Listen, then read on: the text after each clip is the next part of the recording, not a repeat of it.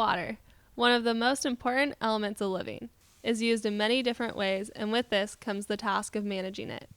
A small percentage of our water supply goes towards recreational uses, but with the growing population of people, its demand is on the rise. Every management decision has an effect on other aspects. With this, we must find a way to co-manage our recreational water uses so people are able to have their fun and the river's ecosystems are able to flourish. There are over 3,000 dams in California alone.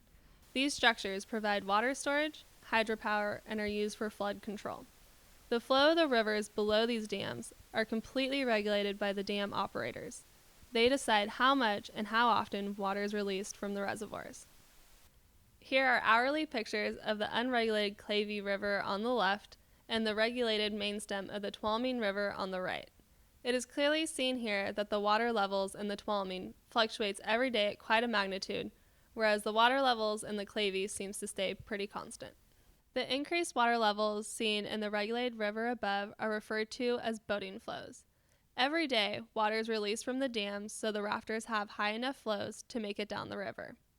These releases start in April with sporty flows of 2,000 to 4,000 cubic feet per second, and usually extend into September with normal flows of 1,200 to 1,500 cubic feet per second.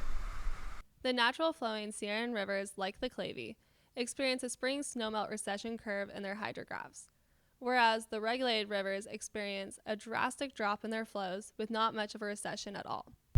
This spring snowmelt recession is critical for many species since their reproduction timing is cued in on certain times of the recession curve that are most suitable for their young to survive. Without this gradual decrease in the water flows, these species have a hard time surviving in the constant fluctuating regulated rivers. Another major recreational water use is fishing. There is a misconception when it comes to fishermen's wants. Most people would believe that fishermen would favor the unregulated, free-flowing streams, since the fish habitats have less stress and better spawning grounds.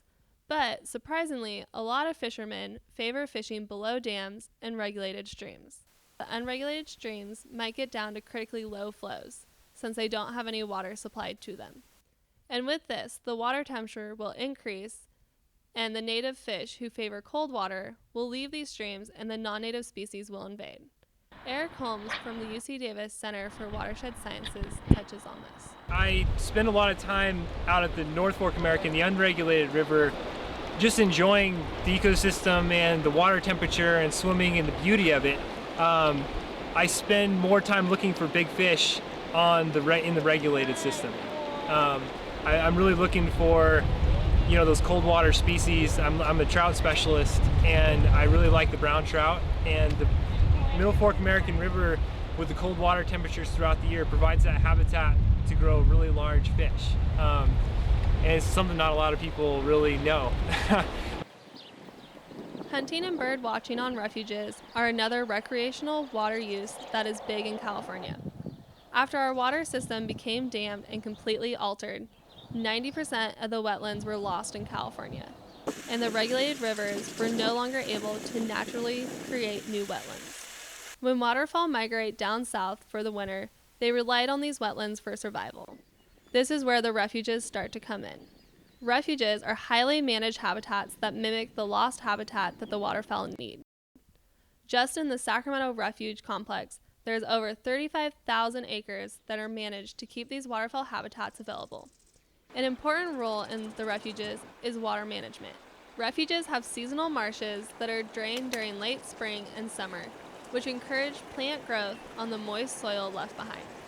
In the fall, the marshes are reflooded, which supply wildlife with seeds and plants and provide the waterfowl with their mimicked wetlands.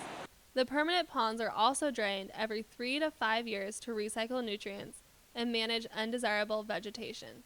These highly managed areas supply habitat for over 300 bird species and many other animals. All of this is possible because of water diversions.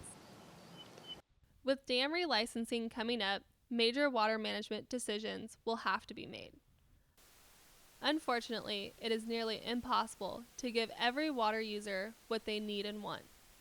We need to come up with ways of co-managing our water uses.